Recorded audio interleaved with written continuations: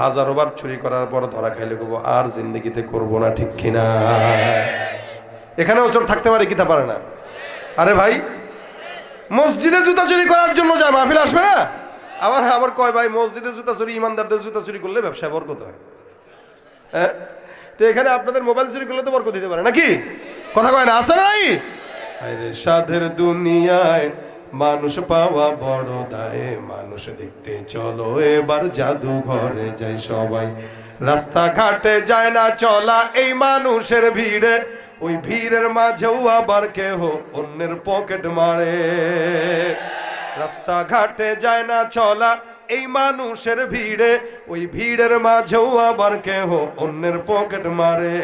তাকেও যদি মানুষ বলো, আমার বলার কিছুই নাই, মানুষ দেখতে চলো এবার জাদুঘরে যাই সবাই, ঠিক কিনা? পকেট পকেট সাবধান রাখেন, চোর কখন যে নিয়ে যাবে রাতের ফেসবুকের আমল নষ্ট করে দিবে। চোরের অভ্যাস হইলে চোর হাজারো বার চুরি করার পরেও সে কি বলে, আর জিন্দগিতে করব না। কষ্ট হচ্ছে আপনাদের, রাত তো অনেক বেশি, আপনারা সকালে আবার চাকরি করবেন, আপনাদের হালত বুঝেই কথা বলবো ইনশাল্লাহ, আমারও তো কষ্ট হয়। তো এই জন্য আবু হুরায়রা রাদিয়াল্লাহু তাআলা আনহু মায়া লাগছেন, ছেড়ে দিয়েছেন। ছাড়ার পরে ফজরের সময় গেছেন, রসুল বলে কই? হুজুর মায়া লাগছে, ছেড়ে দিছি। আজকেও আসবে? হুজুর বলেন কি? ও আজকে যদি আসে, ওর একদিন তো আমার একদিন, আজকে আসুক না, দড়ি দিয়া বাইন্দা পিড়ান, খালি আজকে আসে দেখুক। দেখেন তৃতীয় দিন আসবেন, নবী অর্ডার করে দিয়েছেন যে আসবে, তার মানে সে কি প্রস্তুতি নিতে পারে। রশি টসি কিনছে, চোর ধরার অভ্যাস আছে নি কারো? কথা কয় না, আসেনি অভ্যাস? আরে আমাদের দেশের মানুষ 2 টাকা 5 টাকার চুরি করার চোর রে ধইরা পিটাইতে পিটাইতে নাক ভেঙে ফেলায়, কি ঠিক না? মাইরাও ফেলায় 1 টাকার জন্য মেরে ফেলায়। কিন্তু কোটি কোটি কোটি কোটি টাকা চুরি করে যারা ওপারে গেছে, ওদেরকে দেখলে আসসালামু আলাইকুম স্যার, কথা কয় না, আছে না? বড় চোররে সালাম দেয়, ছোট চোররে আরে গাদার ঘরের গাদা, বড় চোররেই না আগে মারবি। কেউ বড় চোররেই না আগে মারা দরকার। যদি একটা বড় চোররে পিড়ায় মারতো, তাহলে ছোট চোরগুলো সাবধান হয়ে যেত। চোর তো চোরই, এই চোরগুলাই তো আমার দেশের সম্পদগুলো লুটে পুটে খেয়ে এখন আমার দেশকে ফকুর বানায় দিস। আপনার আমার টাকা চুরি করেছে, এই জন্য চোরের বিধান যদি থাকতো এই দেশে, তাহলে চুরি আর বাড়তো না, কমতো। চোরকে ধরবে আবু হুরায়রা, কথাটা যে বলে ফেললাম, কষ্ট পেয়েছেন নাকি আপনারা? আমি জানি এখানে কষ্ট পাওয়ার লোক নেই, কারণ এখানে কোনো চোর নেই। আল্লাহ আমাদেরকে চোর মুক্ত হায়াত দান করুন, চুরি মুক্ত হায়াত দান করুন। তৃতীয় দিন যখন আবু হুরায়রা রাদিয়াল্লাহু তাআলা লাঠি মাঠি নিয়ে, রশি টশি নিয়ে একদম তৈয়ার, চোর ধরবেই আজকে, খবর আছে। রাত্রিবেলা তাহাজ্জুদের নামাজ কালাম পড়ে সুন্দর করে শোয়া বিছানায়, এমন সময় অপেক্ষা আছে, চোরটা আসলেই না জানটা জাপটা দিয়া ধরবে আর কি। তো চোর ঢুকে গেছে, আবু হুরায়রা রাদিয়াল্লাহু তাআলা ধরে ফেলছেন, ধইরা রশি টশি দিয়ে এই বস এখানে, আজকে যে বসায় রাখলাম ফজর পর্যন্ত একটা জবান খুলবি না, কথা বলবি না, নড়বি চড়বি না, নুলে মার দেবো, মানে ভাবটা এরকম আর কি, বুঝলেন না? সুন্দর করে বসায় রাখছে সাইড দিয়ে। এবার চোরে চিন্তা করলো, গত 2 দিন সন্তানের কথা, মায়ের কথা, বাপের কথা বইলা ছাড়া পাইছি, আজকে যদি একই কথা বলি, কি চিরা ভিজবে? সবসময় তার পানি দিয়ে চিরা মানুষ ভিজাইতে পারে না। পানি যদি কম হয়ে যায়, অথবা পানি এটা ময়লা হয়ে গেছে, ওটা দিয়ে কেমনে ভিজায়?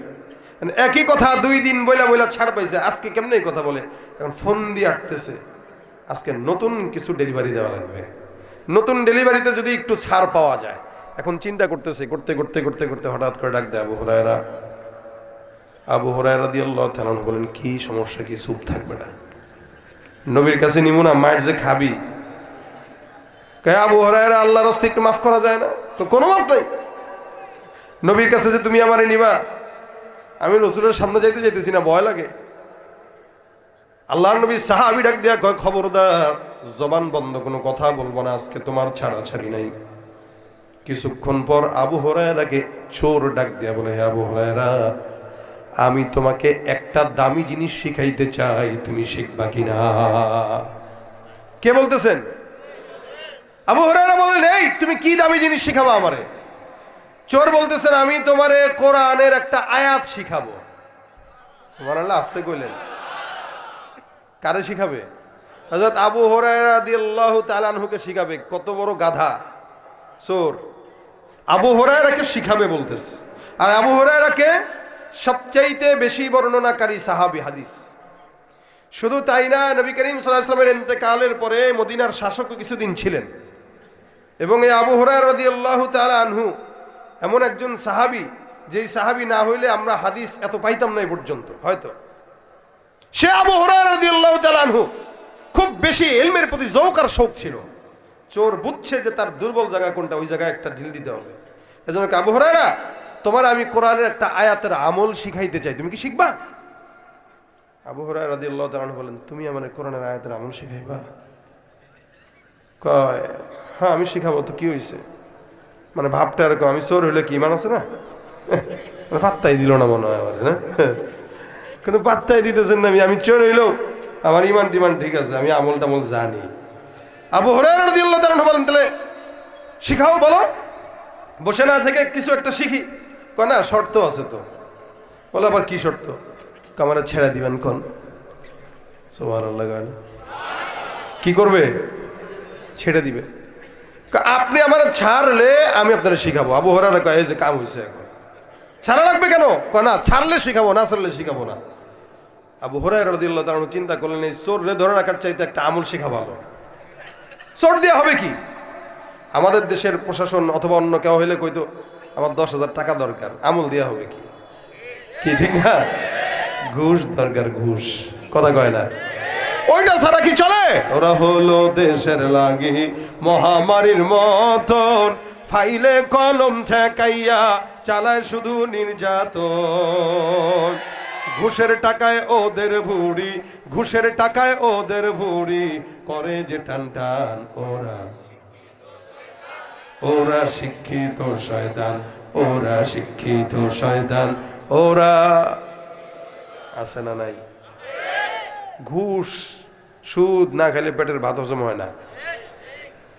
আবু হুরায়রা রাদিয়াল্লাহু তাআলা বলেন, ঠিক আছে বাবা, তোর আমি ছাড়বো, তোর মতো চোর রে ধরে আমার কোনো ফায়দা নেই, তুই আমার আমল শিখা। চোর মশাই এবার পড়া শুরু করে দিল। আল্লাহু লা ইলাহা ইল্লা হুয়াল হাইয়ুল কাইয়ুম লা তাখুযুহু সিনাতুন ওয়ালা নাওম লাহু মা ফিস সামাওয়াতি ওয়া মা ফিল আরদ ইলা আখিরিল আয়া পর্যন্ত একদম শেষ করে ফেললেন। চোর এটা আয়াতুল কুরসি তেলাওয়াত করার পর আবু হুরায়রাকে বলে, শোনো, কোন ইমানদার বান্দা যদি সকালবেলা আয়াতুল কুরসি পড়ে, আল্লাহ পাক সারা দিনের জিম্মাদারি নিজে কুদরতের হাতে নিয়ে নিবে। আবার যদি রাত্রেবেলা সন্ধ্যার দিকে পড়ে, সারা রাতের জিম্মাদারি আমার মাওলা ওই বান্দার জন্য নিবেন। শুধু তাই না, যত প্রকার শয়তানি ওয়াসওয়াসা আছে সব থেকে আমার মাওলা তার হেফাজত করবেন। সুবহানাল্লাহ। বলেন তো আমলটা দামি না কম দামি?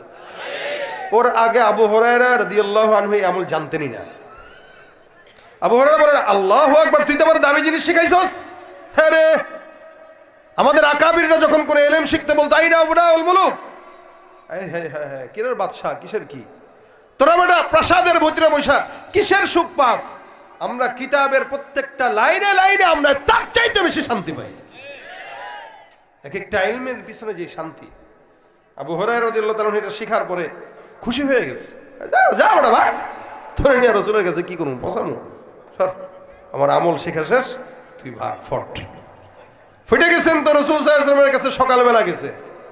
ফজরের নামাজের সময় আল্লাহর নবী ডাক দেয়া, কিরে ব্যাপার কি, হাত খালি কেন? হুজুর কাহিনী করছে। কাহিনী খালি তোমার লগেই ঘটে না?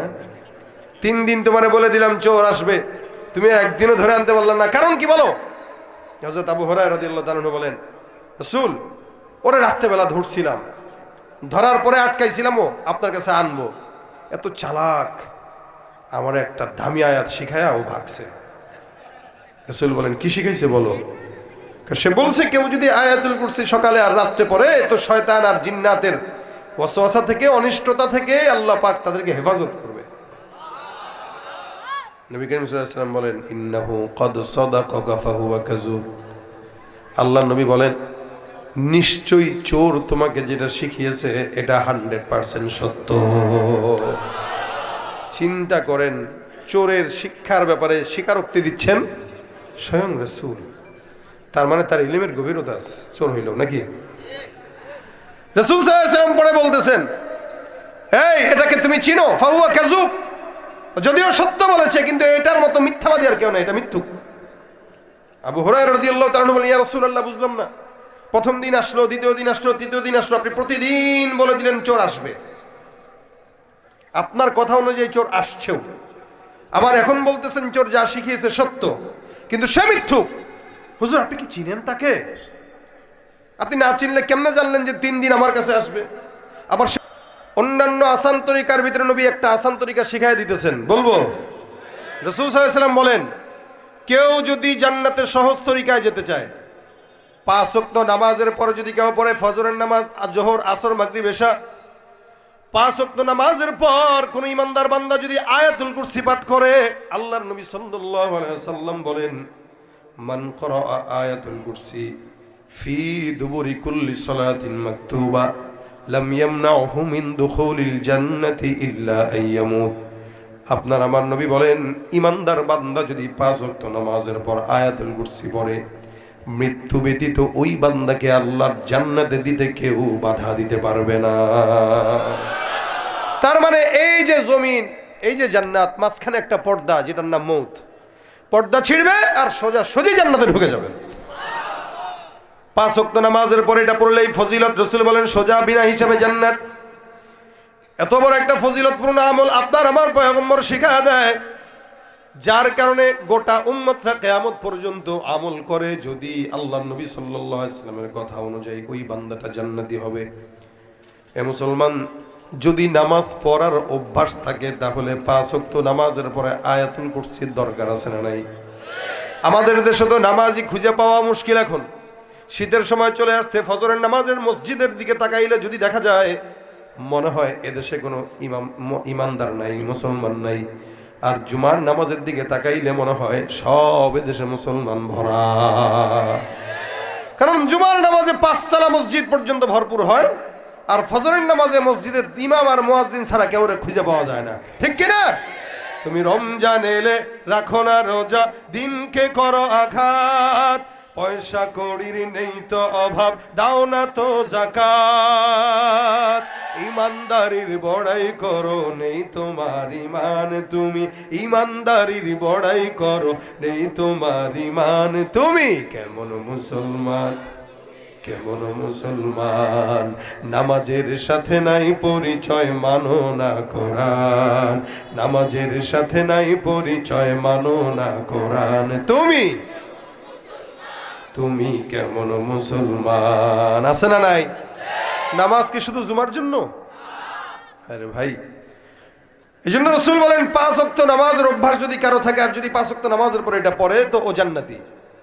রাসূলের কথা মিথ্যা না সত্য?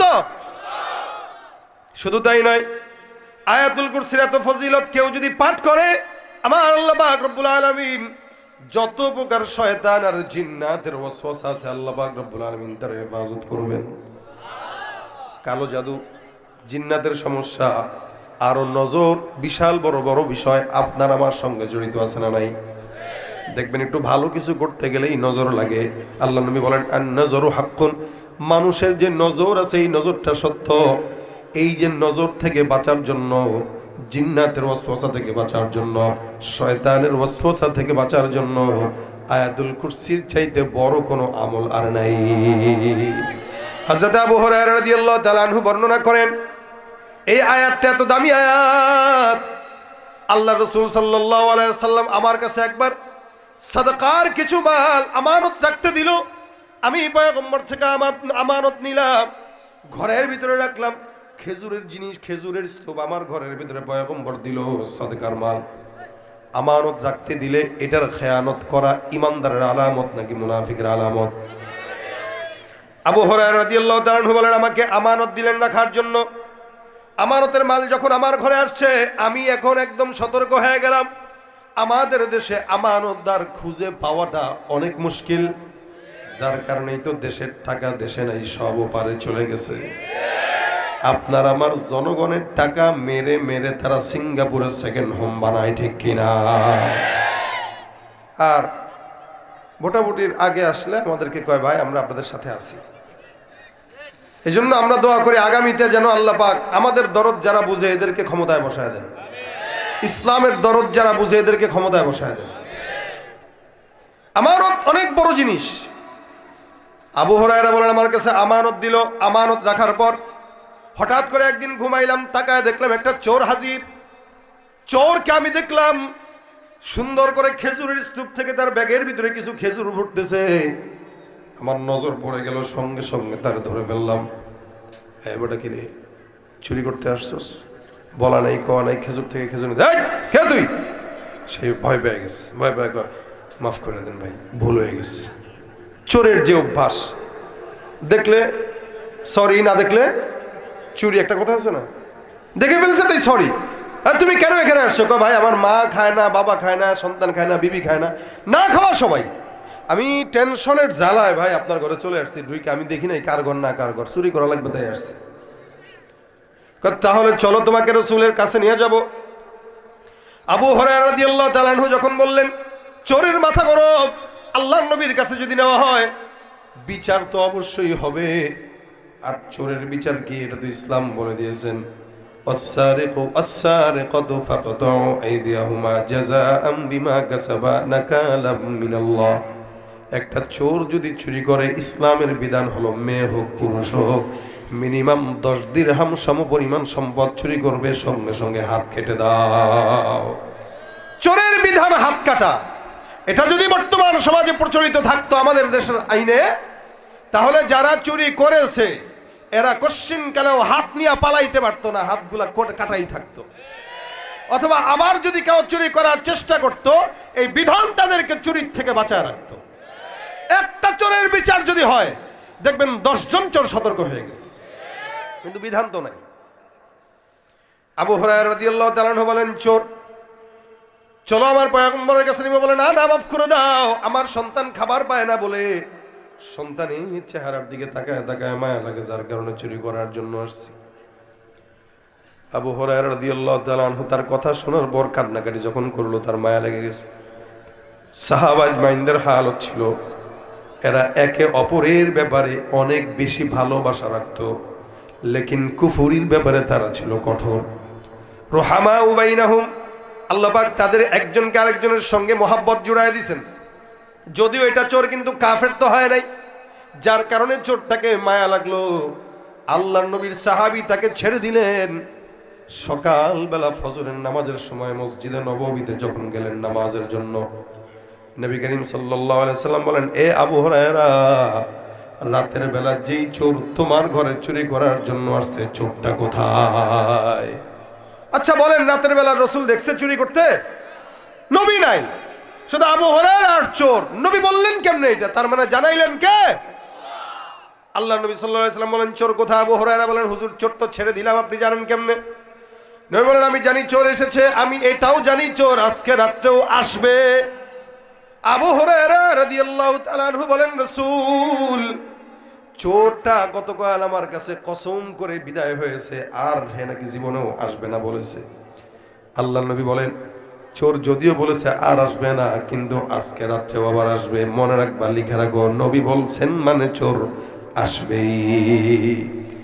রাত্রিবেলা আবু হুরায়রা রাদিয়াল্লাহু তাআলা আনহু চলে গেলেন ঘরে, সুন্দর করে নামাজ কালাম তাহাজ্জুদের নামাজ পড়ে শোয়া, মিটমিট চোখে অপেক্ষমান চোর আসবে। আল্লাহর নবী বলেছেন যার কারণে চোর আসতেই হবে। কিছুক্ষণ অপেক্ষা করার পর তাকায় দেখে চোর মহোদয় হাজির। আবু হুরায়রা রাদিয়াল্লাহু তাআলা আনহু পিছন থেকে চিন্তা করছেন, ধর্ম আজকে ধরে রাসূলের কাছে নিব, বিচার করবেন রাসূল। হে মুসলমান, তখনকার চোরদের বিচার, দর্শকদের বিচার করতেন আকায়ে নামদার মুহাম্মদুর রাসূলুল্লাহ সাল্লাল্লাহু আলাইহি ওয়াসাল্লাম। বর্তমান সময়ে চোর আর ধর্ষকদের বিচারও যদি উম্মতের উলামায়ে কেরামদের কাছে দিত, আল্লাহর কসম ধর্ষক আর চোর বাড়তে পারতো না। এটা সত্য না মিথ্যা বলেন তো? এই যে ধর্ষক বাড়তেছে, আলহামদুলিল্লাহ আমাদের যুবকরা এখন যথেষ্ট সজাগ। সন্ত্রাস, ধর্ষক এগুলো দেখলে এরা নিজেরাই সাইজ করে দেয়। কিন্তু রাষ্ট্রীয়ভাবে আইন যদি থাকতো এটা ভালো হইতো না? আবু হুরায়রা রাদিয়াল্লাহু তাআলা আনহু দ্বিতীয় দিন চোর ধরলেন, ধরার পরে এবার আগের মতো করে চোর কান্নাকাটি করে, নেকামি করে, বলে আল্লাহর কসম করে বলি আর কোনোদিন আসবো না, ছেড়ে দাও। আবু হুরায়রা বলেন, না না, তোর কসমের কোনো বিশ্বাস নেই, গতকাল কসম খাইলি, আজকে আবার আসলি, ছাড়বো না। বারবার আবু হুরায়রা মাফ করে দাও, আর হবে না, এমন সুন্দর সুন্দর করে করে কান্না করে আর বলে। আবু হুরায়রার মায়া লেগে গেছে, ঠিক আছে যা যা যা, ছেড়ে দিছি, আর আসবি না। না, আর জিন্দিগিতেও মানুষ ভুল কি 3 বার করে নাকি? একবার করছি, 2 বার করছি, যাক আর আসবো না ভাই, আল্লাহর হস্তে মাফ করে দাও। আবু হুরায়রা রাদিয়াল্লাহু তাআলা আনহু মনে মনে চিন্তা করলেন, দেখ চোর অভাবে পড়ে চুরি করছে, ছেড়ে দিই, ছেড়ে দিয়েছেন। ফজরের সময় রাসূল করিম সাল্লাল্লাহু আলাইহি ওয়াসাল্লাম বলেন, আবু হুরায়রা কি ব্যাপার, খালি হাতে কেন?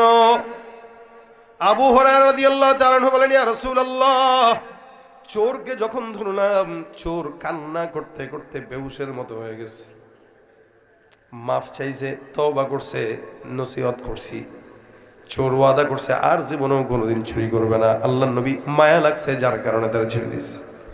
নবী ডাক দিয়া কে, আবু হুরায়রা, লিখে রাখো, আজকে রাতেও চোর মশাই আবার তোমার ঘরে আসবে। কয় রাত? কথা কয় না, কয় রাত? এ মুসলমান, চোর নিয়ে বড় বিপদ। চোর এমন একটা মিথ্যাবাদী, এটাও কেমনে জানলেন? নবী বলেন, তাকে আবার না চিনি আমি?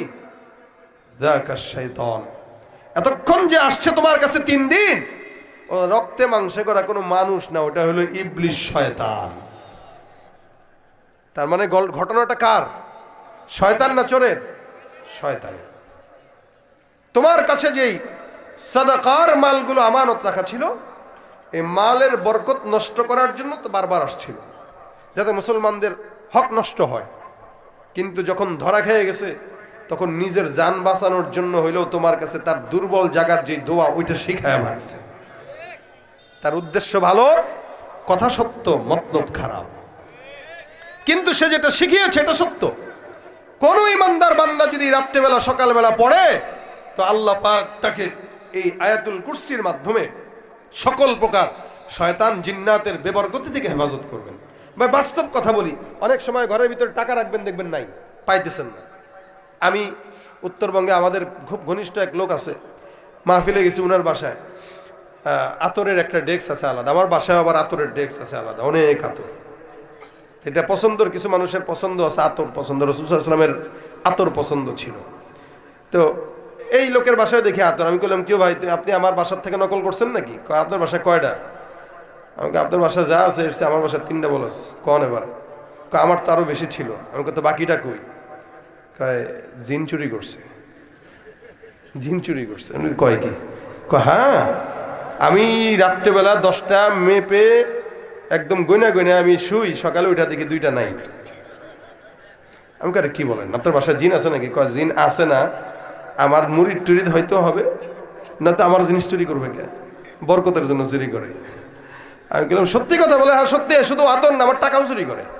আমি ঘরে আর কেউ আসে নাকি? কত দূর কে আসবে? এই ঘরের ভিতরে আমি থাকি একা, রাত্রেবেলা রাখি আর সকালবেলা ওইটা দেখি নাই। দুষ্ট, চুরি করে ফেলে, বরকত নষ্ট করে ফেলে। দেখবেন ঘরে হঠাৎ করে টাকা রাখছেন, 2000 টাকা নাই, খুঁজে খুঁজে পাবেনই না। একটা জিনিস রাখছেন, খুঁজে পাবেন না, মনে করবেন ও চুরি করছে, ও চুরি করছে। চুরি শয়তানই করবে, নষ্ট করে আপনার সম্পর্কের ভিতরে সন্দেহ ঢুকায় দিবে। এজন্য রাসূল বলেন, কেউ যদি সন্দেহ থেকে বাঁচতে চায়, তাহলে সেজন্য রাত্রে এবং সকালবেলা আয়াতুল কুরসি পড়ে। আমরা তো ভাই জবান দিয়ে অনেক কিছুই পড়ি, আমরা যে পরিমাণে সময় নষ্ট করি, এই সময়ে সারা দিন জিকির আজকার হাজার হাজার বার করা যায়, হাজার বার করা যায়, হাজার বার। আপনি যদি খালি ডিজিটাল একটা তসবিহ হাতে রাখেন, মাগরিব থেকে ঘুমানো পর্যন্ত যে কয়বার পড়ছেন, আপনি দেখবেন রাত্রেবেলা পর্যন্ত মিনিমাম 2-3 হাজার বার আপনার ইস্তেগফার পড়া হয়ে গেছে। খালি একটা রেখে দেখেন। হযরত আবু হুরায়রা রাদিয়াল্লাহু তাআলা আনহু 12,000 বার প্রত্যেক দিন ইস্তেগফার পড়তেন। কয়বার? 12,000 বার। প্রতিদিন 12,000 বার ইস্তেগফার, আস্তাগফিরুল্লাহ ওয়া আতুবু ইলাইহি, এটা পড়তেন। কিন্তু আমরা গল্প করি। এজন্য আজকে থেকে নিয়ত করব, 5 ওয়াক্ত নামাজের পর আয়াতুল কুরসি একবার করে পড়বো ইনশাআল্লাহ। যদি পড়ি, ফায়দা 2টা। একটা, মৃত্যুর সাথে সাথে জান্নাত। সুবহানাল্লাহ, আস্তে কোন জোরে কোন মিয়া, মৃত্যুর সাথে সাথে জান্নাত। 2 নম্বর, দুনিয়াতে যত অকল্যাণ আছে, অনিষ্টতা আছে, শয়তানের জিন্নাতের সব কিছু থেকে আল্লাহ পাক হেফাজত করবেন। এটা আমাদের উভয়, আমার জন্য যেমন প্রয়োজন, আপনাদের জন্য প্রয়োজন। এই কারণে গার্মেন্টস শ্রমিকরা বা স্কুলের ছাত্র ভাইয়েরা অথবা ব্যবসায়ীরা 5 ওয়াক্ত নামাজের পর মুখে আল্লাহু লা ইলাহা ইল্লাহু জবানে লাজম বানায় ফেলবেন।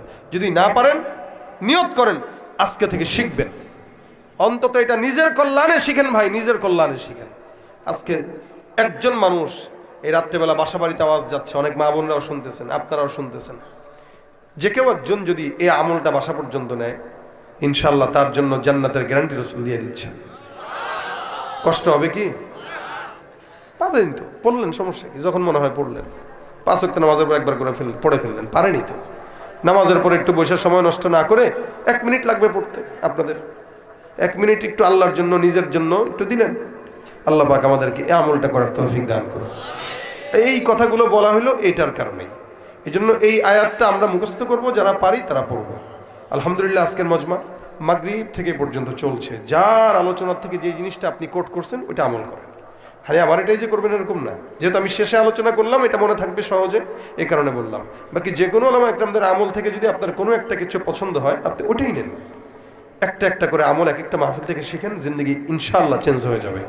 আল্লাহ পাক যারা বলনেওয়ালা আগে এদেরকে আমল করার তৌফিক দান করুন, এরপরে শুননেওয়ালাদেরকে করার তৌফিক দান করুন। আমার খুব শ্রদ্ধাভাজন মহব্বতের ভাই গাজী আল মাহমুদ সাহেব হযরত চলে আসছেন, উনি এই মাদ্রাসার মুরব্বী। হযরত আপনাদের আজকে মোনাজাত পরিচালনা করবেন ইনশাআল্লাহ। আমরা শেষ পর্যন্ত মোনাজাত ধরে যাব, আমিও বসে আছি, হুজুর মোনাজাত করবেন, একসাথে মোনাজাত করে ইনশাআল্লাহ আমরা সবাই আজকের প্রোগ্রাম থেকে বিদায় হব। আল্লাহ পাক আমাদের আজকের মজমাকে কবুল করুক, বলেন আমিন। আপনাদের হ্যাঁ জানি জানি জানি জানি কই ভাই করে আসুন, বসুন না, বসুন না।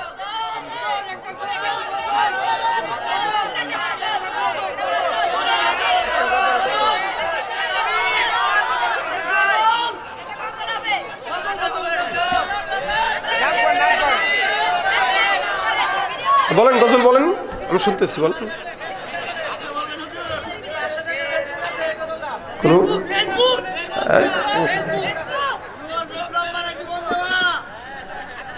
কতগুলা মানুষ এখানে, আবদার অনেকগুলো থাকবে না? থাকবে না? সবার আবদার কি রক্ষা করা সম্ভব? তা আমি আমার মতো করে কই, আমার সাথে বলবেন। যারা গজল পছন্দ করে তার জন্য গজলের বইও আছে। আমি আর আমার এই ব্যাপার এই বই মেলাতে আমরা ছাত্র জামানার থেকে লেখালেখি করতাম, এখন আলসা হয়ে গেছি, মোবাইলের জামানা তো, সময় পাইলে মোবাইলের আমল করি আর কি। নাহলে আগে ঠিকই মানুষ সময় পাইলে বই পড়তো, বই লিখতো।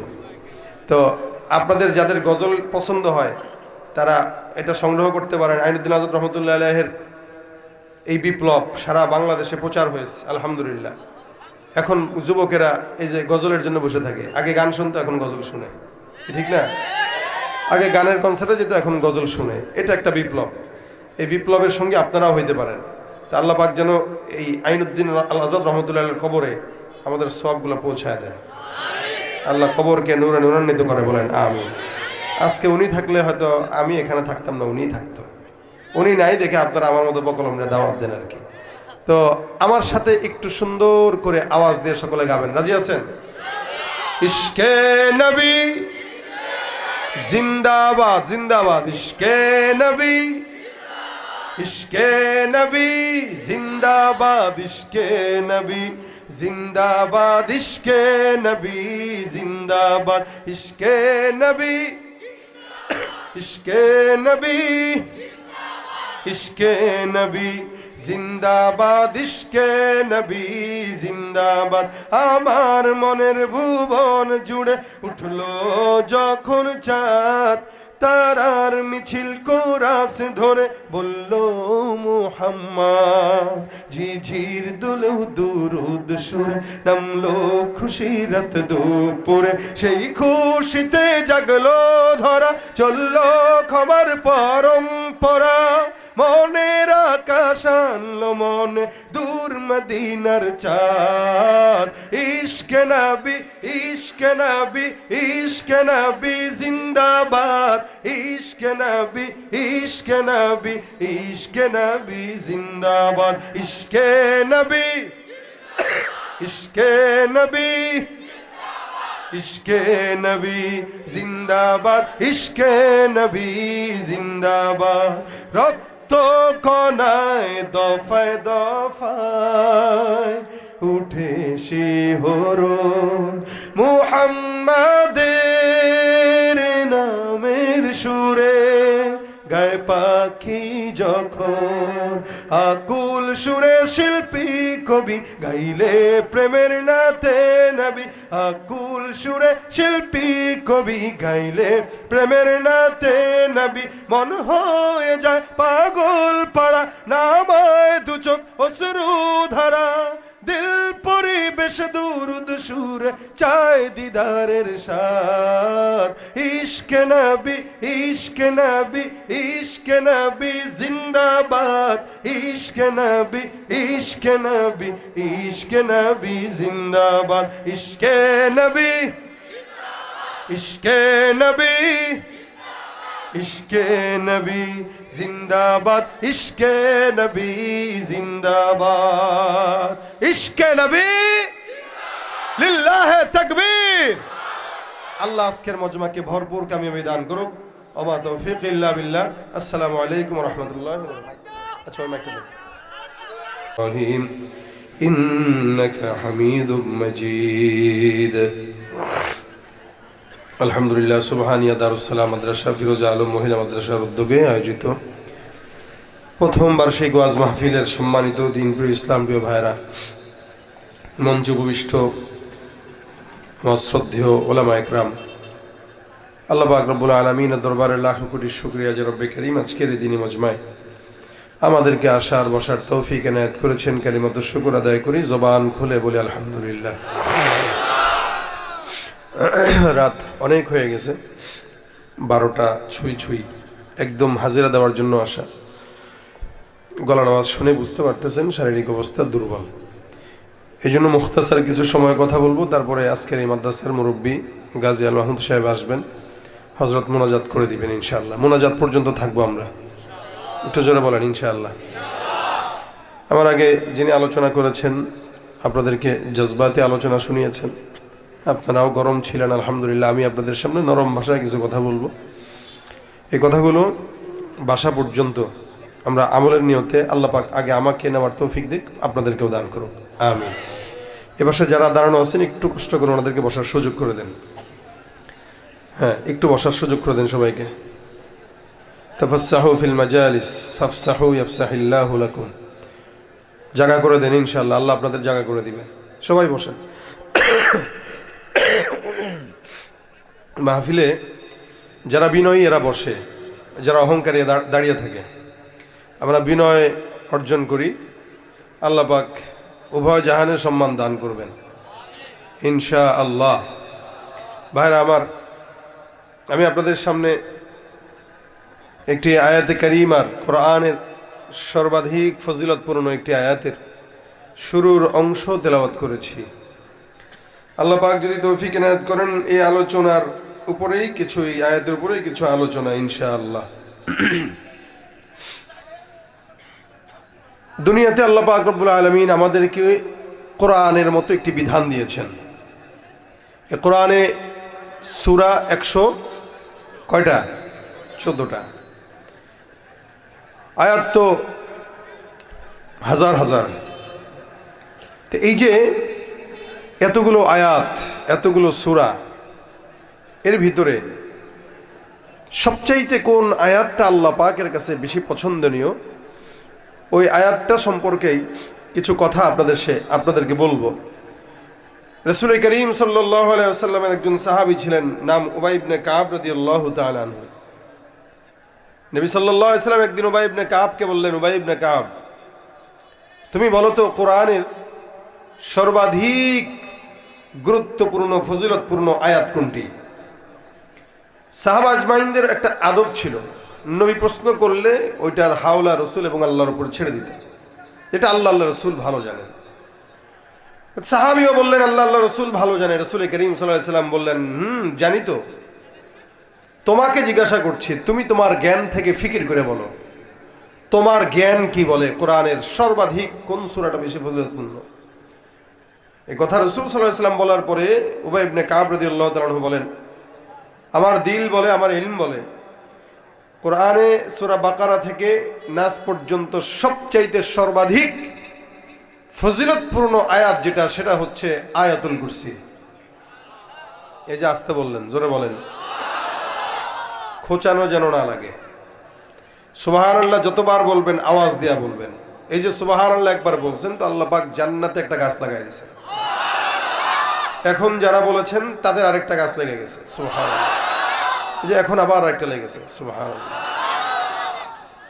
হযরত আবু হুরায়রা রাদিয়াল্লাহু তাআলা আনহুর একটা তাসবিহ ছিল দড়ির। সাহাবা একরামদের জামানায় তো আর ডিজিটাল তাসবিহ ছিল না, তো ওনার দড়িটার ভিতরে 2000 গিট দেওয়া ছিল, 2000 গিট। এই 2000 গিট সম্বলিত একটা তাসবিহ ওনার কাছে ছিল, দড়ি ছিল। এটা ওনার শোয়ার শীতানের কাছে রাখতেন। তো উনি যখন রাত্রেবেলা ঘুমাইতেন, ঘুমের আগে 2000 বার সুবহানাল্লাহ পড়ে ঘুমাইতেন। মানে 2000টা জান্নাতে গাছের চারা লাগায় ঘুমায় যেতেন, সুবহানাল্লাহ।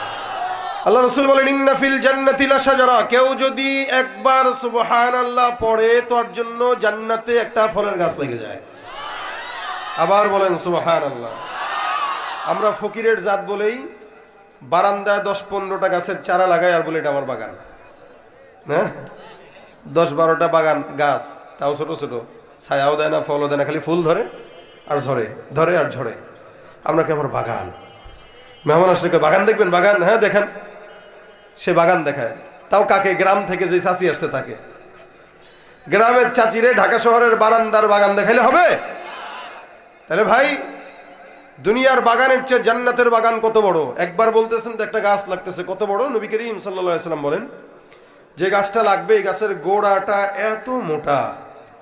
আরবের দ্রুতগামী ঘোড়া, আপনারা দৌড় দেখেছেন কিনা আমি জানি না, আমি দেখেছি। মদিনা থেকে মক্কায় যাচ্ছিলাম, তো এই সফরের ভিতরে হঠাৎ করে দেখি মরুভূমির মাঝখানে আমাদের বাসের পাশ দিয়ে একটা ঘোড়া দৌড় দিয়ে ঠাস করে চোখের পলকে চলে গেল। আর আপনারা জানেন আরবে গাড়ি না হইলেও মিনিমাম 120 কিলোমিটার চলে, রাস্তায় 120-140 দেওয়া। তো আমাদের গাড়িও 120-এ চলতেছে। তা আমি দেখলাম একদম ছুটে চলে গেল একটা ঘোড়া নিমিষেই। তার মানে সে মিনিমাম 200 কিলোমিটার আছে। তাগড়া ঘোড়া, পুরো একটা যুবক বসা। আমি ঘোড়াটার দিকে তাকায় থাকলাম, যত দূর দৃষ্টি গেল মনে হয় মিনিটের ভিতরে ঘোড়াটা আমাদের চোখের থেকে অদৃশ্য হয়ে গেল। এটা বর্তমান সময়ের আরবের ঘোড়ার কথা বলতেছে। নবী করিম সাল্লাল্লাহু আলাইহি ওয়াসাল্লামের জামানার আরবের ঘোড়া তো আরো বেশি তাগড়া ছিল।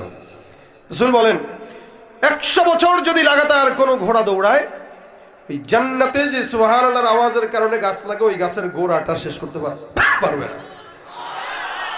আল্লাহ আরেকটা লাগাই দিছে ইনশাআল্লাহ।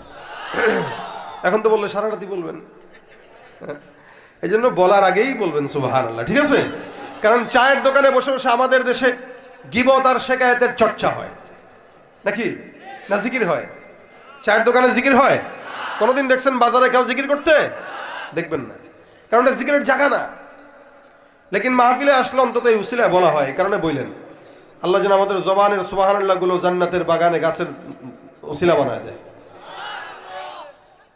উবাই ইবনে কাব বলেন, কোরআনের সবচাইতে দামি সূরা আমার দিল বলে আয়াতুল কুরসি। রাসূল সাল্লাল্লাহু আলাইহি ওয়াসাল্লাম হাত দিয়ে ওনার বুকে একটা শাব্বাস ধাক্কা দিলেন। হ্যাঁ, তুমি যেটা বলছো এটা রাইট, তোমার ইলমে আল্লাহ বরকত দেখ। কোরআনের সবচাইতে ফজিলতপূর্ণ আয়াতটাই আয়াতুল কুরসি। শুধু তাই না, আল্লাহ নবী সাল্লাল্লাহু আলাইহি ওয়াসাল্লাম বলেন, কোরআনের সর্বাধিক চূড়া একটা আছে। যদি কেউ পাহাড়ে যান দেখবেন পাহাড়ের অনেক বড় চূড়া হয়, কিন্তু গোটা পাহাড়টা জুড়েই কোনোদিন চূড়া হয় না। হিমছড়ি পাহাড় যাবেন, খাগড়াছড়িতে পাহাড়টা অনেক বড় বিস্তৃত, কিন্তু চূড়া আছে একটাই। আল্লাহ নবী সাল্লাল্লাহু আলাইহি ওয়াসাল্লাম বলেন, পাহাড়ের যেমন চূড়া আছে, কোরআনের একটা চূড়া আছে। কোরআনের চূড়াটাই হলো সর্বোচ্চ চূড়াটা হলো সূরাতুল বাকারা, আর সূরা বাকারার সর্বোচ্চ চূড়াটাই হলো আয়াতুল কুরসি। গোটা কোরআনের চূড়া হইল সূরাতুল বাকারা, আর সূরা বাকারার চূড়া হইল আয়াতুল। আল্লাহ নবী সাল্লাল্লাহু আলাইহি ওয়াসাল্লাম বলেন, এটা আয়াতুল কুরসির ফজিলতপূর্ণ আয়াত। আমার আল্লাহ পাক রব্বুল আলামিন আয়াতুল কুরসিকে একটা সুন্দর জিহ্বা দিয়েছেন, দুইটা ঠোঁট দিয়েছেন, সুবহানাল্লাহ। আপনার আমার যেমন ঠোঁট আর জিহ্বা আছে, আল্লাহর নবী বলেন আয়াতুল কুরসির একটা ঠোঁট, দুইটা ঠোঁট, এক জিহ্বা আছে। আয়াতুল কুরসিটা আল্লাহর আরশের নিচে বসে বসে আমার মাওলার জিকির আদায় করে। আল্লাহ পাক রব্বুল আলামিন এই আয়াতটা অনেক দামি আয়াত বানিয়েছেন। এ মুসলমান, এই আয়াতটাকে ইসমে আজম বলেছে। ইসমে আজম যেরকম কাজ করে, অনেক মুফাসসিরিন ইকরাম বলেন এই ইসমে আজম পরে অনেক বান্দারা আকাবিররাও এমন এমন অসাধ্য জিনিস যেটা আল্লাহ পাকের দয়ায় ইসমে আজম তেলাওয়াত করে সাধ্য করে ফেলেছে। এখানে আল্লাহ পাক রব্বুল আলামিন ওনার পরিচয় তুলে ধরলেন। আমার আল্লাহ পাক ডাক দিয়া বলেন, আল্লাহু লা ইলাহা ইল্লাহু, আল্লাহ যিনি এমন একজন রব, ওই রব যার সঙ্গে কোনো ইলাহ নাই, যাকে ছাড়া আর কোনো ইলাহ নাই, যার সঙ্গে অন্য কোনো শরীক কোনোদিন কেউ করতে পারবে না। এই আল্লাহ এমন একজন কুদরতওয়ালা রব। আয়াতুল কুরসির ভিতরে আমার আল্লাহ পাক রব্বুল আলামিন সম্পূর্ণ তার শান আর মান মর্যাদা বর্ণনা করেছেন।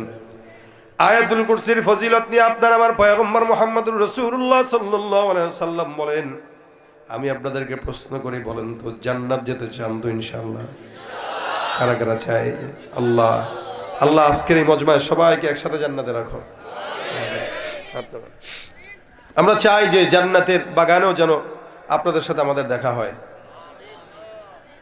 আল্লাহ পাক রব্বুল আলামিনের হাবিব বলেন, জান্নাতে যাওয়ার হাজারো রাস্তা আছে। এই হাজারো রাস্তার ভিতরে কিছু রাস্তা সহজ, কিছু একটু কঠিন। যেমন আপনাদের এই গাজীপুরে আসতে গেলে সারা বাংলাদেশ থেকে বহুত রাস্তা আছে। এদিক দিয়ে আসা যায়, ওদিক দিয়ে আসা যায়, ওদিক থেকে আসা যায়, চতুর্দিক থেকে আসা যায়। কিন্তু সবচেয়ে আসান তরিকা যে হেলিকপ্টার উঠে যাবে সে আসতে পারবে ঢাকার থেকে 5 মিনিটে। জান্নাতে যাওয়ার হাজারো রাস্তা আছে।